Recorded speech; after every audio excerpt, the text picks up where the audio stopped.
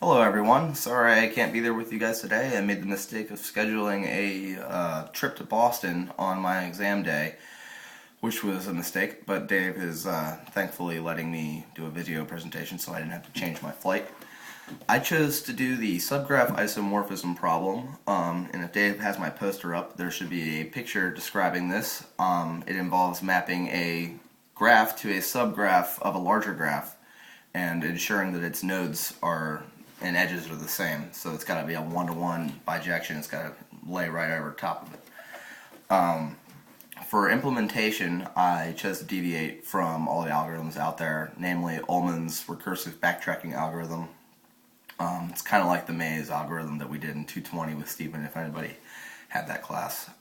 Just a little more going on. So essentially I implemented my own algorithm. Might not have been the best, but I did this so I could easily parallelize it. It's just a series of cascading for loops that just bounce out when it doesn't find anything, or when it finds something. I ran this for 199,999 graphs because for some reason 1 million wasn't finishing. I don't know if that was right at the line of exponential increase for these NP complete problems, but it wasn't working. So we went with 199,999. I implemented it on both the Ranger and the Data 64 core server because on the Ranger my OpenMP didn't run. It just broke. Compile issues. It was too late at that point. So I ran that on the server. If you're looking at my data, you can see that the MPI runs look incredibly fast. I got a speed of over 3 for the last MPI run, which is beyond linear. And unfortunately, I can't take that data seriously because of the way that MPI works.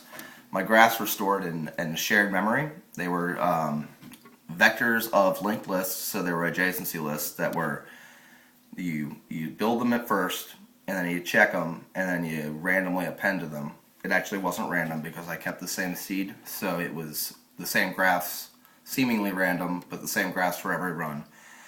So as they increased, that would have that was in shared memory, and because of that, MPI was essentially doing the amount of graphs that we were going to do divided by the number of nodes that we were doing it on. So it was actually iterating through way less graphs on each node, which ended up being really fast but not right.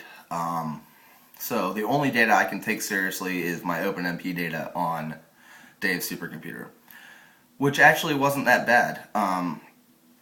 It's for 199,999 iterations, we got a speed up of over 1.5, which is it was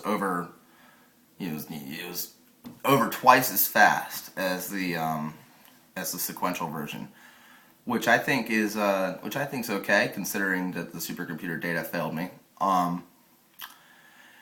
It was cool. I enjoyed the project very much. I wish that I would have started a little earlier on it.